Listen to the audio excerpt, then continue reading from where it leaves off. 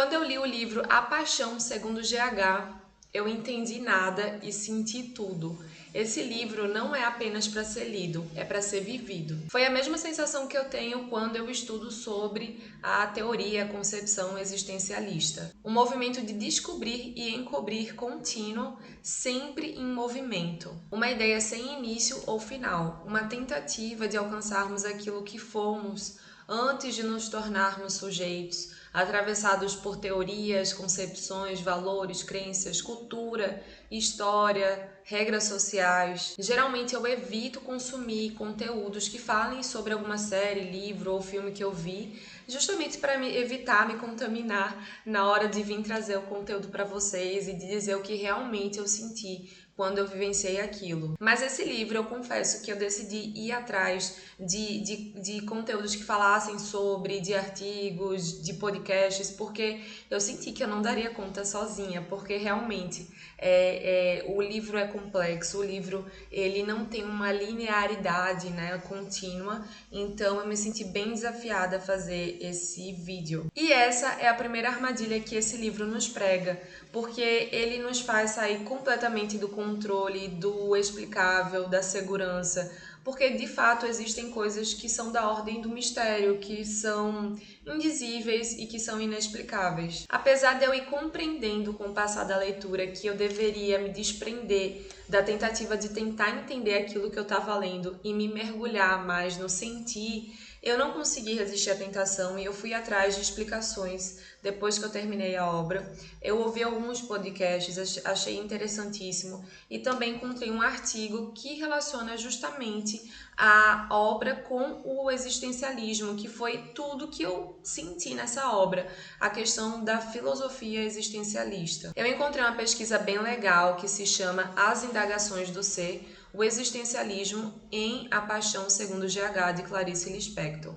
E aí, eu não me baseei completamente nela, mas eu confesso que ela me ajudou a me orientar naquilo que eu compreendi dessa leitura e daquilo que eu senti também. Eu vou logo avisando que o título vai te iludir, porque de paixão não tem nada nesse livro, pelo menos não como a gente está acostumado a conhecer, e é um livro que nada de leveza tem, sabe? Não é nem um pouco leve, ele de fato nos faz nos confrontar com o vazio, faz a gente desmontar algumas certezas, algumas concepções sobre a nossa própria existência e nos leva a nos enxergar de uma forma diferente do que a gente estava acostumada. O livro começa quando GH, que é uma mulher assim chamada pelo livro, despede a sua empregada e decide limpar o quarto dela numa manhã qualquer. Nesse quarto que é raramente frequentado por ela e surpreendentemente o quarto está extremamente limpo, diferente do que ela imaginava, ela encontra um desenho de pessoas, contorno de pessoas desenhadas pela sua empregada, e ela também encontra dentro de uma gaveta uma barata. Essa barata é o estopim do início de uma desintegração total da GH e também o início de um fluxo de consciência intenso sobre a desconstrução da sua própria identidade, das regras sociais e até dos sentimentos que ela sentia até então, que lhe dava uma frágil sensação de pertencimento, de segurança, de amparo e contribuía para um modo de ser mais impessoal, mais alienado de si. Vou ler um trecho para vocês da página 10, lá no início, que resume um pouco do que eu estou falando. Perdi alguma coisa que me era essencial e que já não me é mais. Não me é necessária, assim como se eu tivesse perdido uma terceira perna que até então me impossibilitava de andar, mas que fazia de mim um tripé estável. Essa terceira perna eu perdi e voltei a ser uma pessoa que nunca fui. Voltei a ter o que nunca tive, apenas as duas pernas. Sei que somente com duas pernas é que posso caminhar, mas a ausência inútil da terceira me faz falta e me assusta.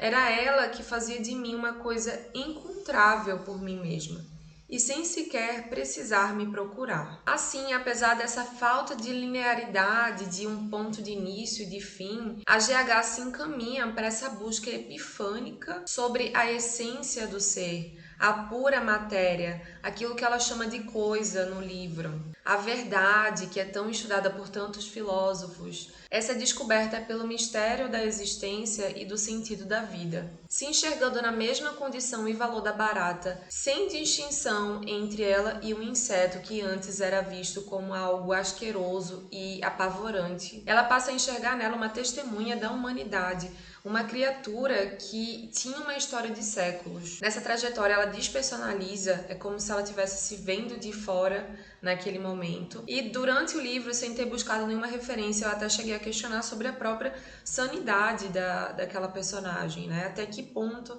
ela estava atravessando aquela linha tênue entre estar numa realidade palpável e conhecida por todos nós ou adentrar em uma outra realidade e ali ficar. Só para vocês terem noção do que eu estou dizendo, eu vou ler um trecho para vocês que está no início da página 101 dessa edição que eu estou aqui na mão.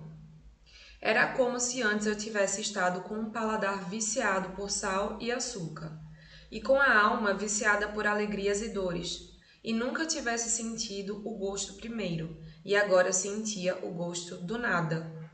Velozmente eu me desviciava e o gosto era novo como o do leite materno, que só tem gosto para a boca de criança. Com o desmoronamento da minha civilização e de minha humanidade, o que me era um sofrimento de grande saudade com a perda da humanidade, eu passava orgiacamente a sentir o gosto da identidade das coisas. A filosofia existencialista foca na relação entre o homem e o mundo, no tema da angústia, da liberdade e da responsabilidade que temos diante da nossa própria vida e dos outros, como condição da nossa própria existência. Partindo da premissa de que a existência precede a essência, ideia pregada pelo filósofo francês Jean-Paul Sartre, podemos entender que primeiro existimos no mundo, para então podermos constituir a nossa subjetividade, a partir especialmente das nossas escolhas. Sartre também nos fala da nossa liberdade como condição inerente à nossa própria existência, a partir das nossas decisões, das responsabilidades que assumimos com elas e de como elas podem ressoar em outras vidas. Para quem é curioso e quer saber mais como funciona a teoria existencialista,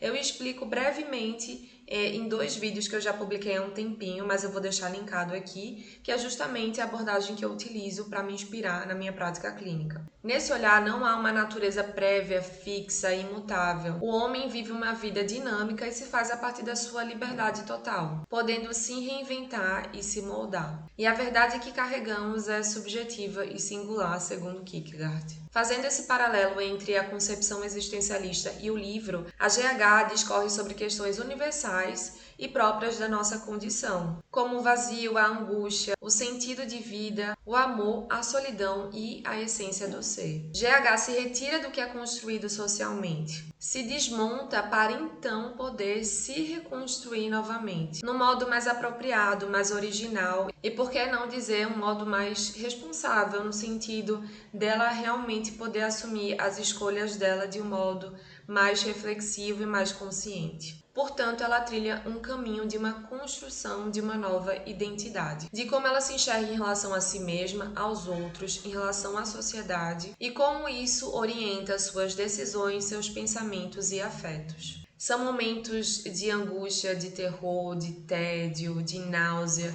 tudo isso misturado ao mesmo tempo. Por isso que ler esse livro pode ser tão intenso para muitas pessoas. O que se iniciou na tentativa de se organizar um espaço ocasionou uma total desorganização de si, para então uma reintegração mais refletida, mais apropriada, mas que mesmo assim é inconclusiva e sujeita a mudanças ao longo do tempo. E você já leu A Paixão Segundo GH?